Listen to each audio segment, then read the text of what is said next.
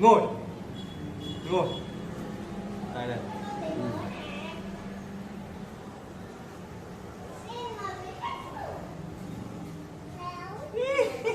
Một mét.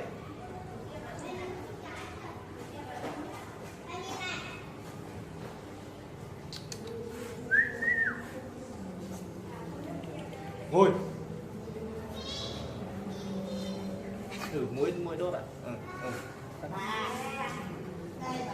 Ngồi.